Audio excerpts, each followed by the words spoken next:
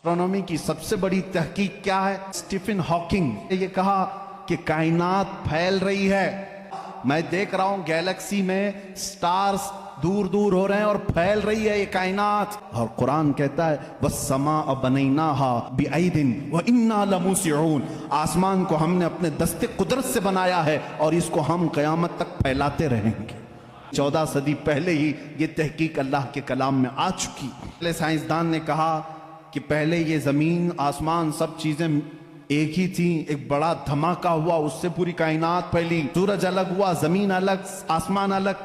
इस थ्योरी को कुरान ने खुद बयान किया है। अवलम यरल्लज़ीना कफरू अन्न समावाति वल अर्द कानता रत्कन फफतकनाहुमा।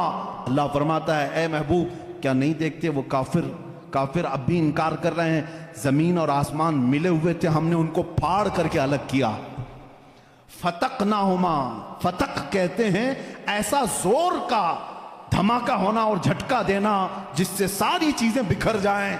और कुरान ने इस बिग बैंग का जिक्र किया। ब्लैक होल का तज़किरा सूरह वाक़िया में मौजूद है। अल्लाह फरमाता है ला उक़सिमु बिमवाक़िअन नुजूम, कसम है उन जगहों की जहां जाकर के सितारे फना हो जाते हैं, उसको आज साइंसदान ब्लैक होल कहते हैं। इल्म नबातात, पौधों का इल्म, ये एक पूरा बाज़ाब्ता एग्रीकल्चर, इस पर तो यूनिवर्सिटियां कायम हैं जिसमें पौधों की नशो नुमा के मुतालिक तहकीकात होती हैं। और कुरान उसकी तमाम तफसीलात बता रहा है।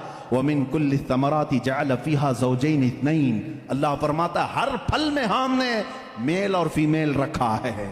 आज के साइंस कह रहा है हर दरख्त में मेल और फीमेल होते हैं। ज़ूलॉजी, जानवरों का इल्म, वमा मिन दाब्बतिन फिल अर्दि वला ताइरिन यतीरु बिजनाहिही इल्ला उममुन अम्सालुकुम।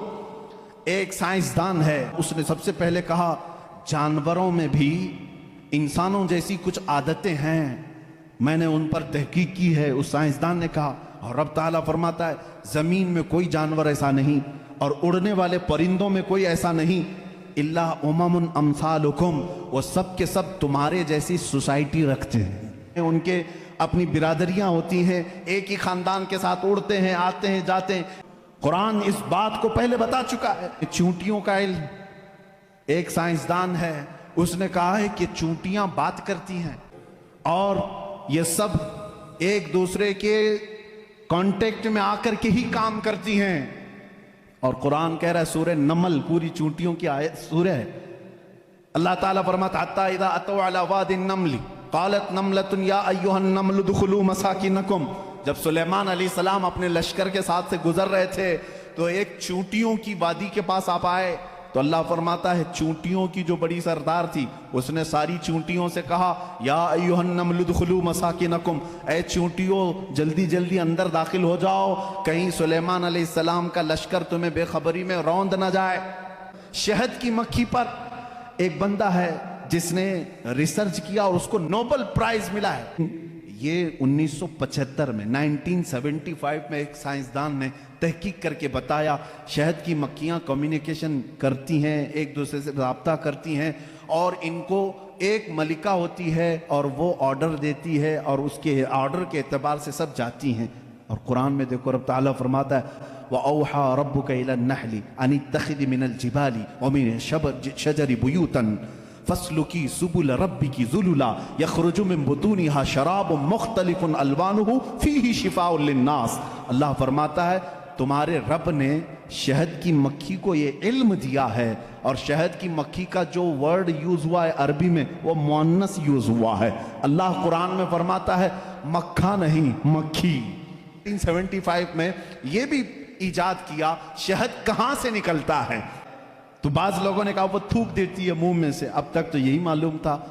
1975 में एक साइंसदान ने कहा नहीं, उसकी बेली में से, बेली फैट जो होता है पेट की चर्बी, यहां से निकलता है।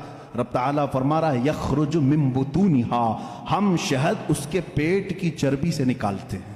इसमें अल्लाह की निशानियां हैं और खुद मौला ने फरमाया शिफाउल लिन्नास, इसमें पूरी तुम्हारे लिए इंसानों के लिए शिफा है। अल्लाह ताला फरमाता अफला यंजुरूना इलल इबिली कैफ़ खुलिक़त, तुम नहीं देखते कि ऊंटों को अल्लाह ने कैसे पैदा किया। ये कॉलेजों में पढ़ाया गया है ज़ूलॉजी के स्टूडेंट्स को कि तमाम मखलूक़ात में ऊंट की तख्लीक एक सबसे अलग है, इसलिए कि इसके अंदर ऐसा मादा है 1 महीने तक बगैर खाए पिए जिंदा रहता है। پانی جمع کر لیتا ہے۔ تقریباً 1950 یا 60 کے بیچ میں ایک سائنسدان نے کہا کہ مکڑی جانوروں میں سب سے کمزور دل والی ہوتی ہے، اور قرآن کہہ رہا ہے اتخذ وَإِنَّ أَوْهَنَ الْبُيُوتِ، بلکہ اللہ فرما رہا ہے سب سے کمزور گھر مکڑی کا ہوتا ہے اور سب سے کمزور دل بھی اس کا ہوتا ہے۔ شہد کو ہی لے کر کے آج ریسرچ ہوئے ہیں، شہد کے اندر اللہ نے فرمایا فیہ شفاء للناس، اس میں لوگوں کے لیے شفا ہے۔ اور ورلڈ وار 2 کے ٹائم پہ اکثر زخمیوں کو شہد لگا کر کے صحیح کیا گیا۔ امبریولوجی کیا ہے؟ یہ علم الجنین، بچے کی ولادت کے جو معاملات ہوتے ہیں، کہا گیا ہے کہ سب سے پہلے پانی کا ایک قطرہ مرد کے نطفے سے گا کر ماں کے رحم مادر میں جمع ہوتا ہے۔ پہلے قرآن کی آیتیں پڑھو، وَلَقَدْ خَلَقْنَا الْإِنسَانَ مِنْ سُلَالَةٍ مِنْ طِينٍ ثُمَّ جَعَلْنَا النُّطْفَةَ عَلَقَةً فَخَلَقْنَا الْعَلَقَةَ مُضْغَةً فَخَلَقْنَا الْمُضْغَةَ عِظَامًا فَكَسَوْنَا الْعِظَامَ لَحْمًا۔ اللہ تعالیٰ نے اس آیت کو، اس طرح کی آیت کو 3 یا 4 مرتبہ، انسان کی تخلیق کیسے ہوئی، رب فرماتا ہے اللہ تعالیٰ نے نطفے سے تمہیں پیدا کیا، نطفے سے، منی جو مرد کی ہوتی ہے، اس میں ایک بار کی منی میں تقریباً 30 لاکھ سپم ہوتے ہیں، جو جا کر کے عورت کے اوم میں، یعنی اس کے بیضے ہوتے ہیں، انڈے ہوتے ہیں، اس میں ٹکراتا ہے اور جا کر کے فکس ہو گیا، پھر بچے کی ولادت وہاں سے شروع ہوتی ہے۔ 30 لاکھ میں سے ایک ہی جاتا ہے، 30 لاکھ میں سے ایک ہی جاتا ہے۔ اور رب تعالیٰ کے اس کلام پر قربان جاؤ، اللہ فرماتا ہے سلالۃ من ماء مہین، کہ جب تم نطفہ ڈالتے ہو تو بہت سارے پانی میں سے جو اصل ہوتا ہے مولا اسی سے پیدا کرتا ہے۔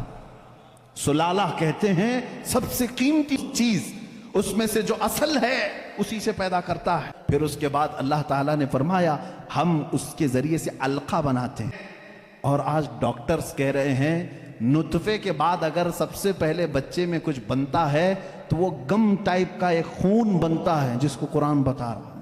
یہ ساری چیزیں سونوگرافی کے بعد معلوم ہوتی ہیں۔ سب سے پہلے چیز کیا بنتی ہے انسان کی، یہ بھی تحقیقات سائنس کر چکا ہے۔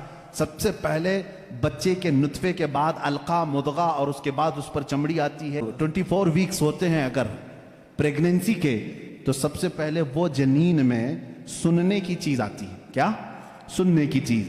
اس کے بعد اس کے اندر محسوس کرنے کی، دیکھنے والی چیز آ جاتی ہے 27 ویکس کے بعد۔ پھر اس کے بعد اس کی ہارٹ بیٹ بھی شروع ہوتی ہے۔ اب قرآن کی آیت پڑھو، اللہ فرماتا ہے وَجَعَلَ لَكُمُ السَّمْعَ وَالْأَبْصَارَ وَالْأَفْئِدَةَ قَلِيلًا مَا تَشْكُرُونَ، ہم نے تمہارے ماں کے پیٹ میں سب سے پہلے سننے کی طاقت دی، دیکھنے کی طاقت دی، پھر دھڑکنے والا دل عطا کی۔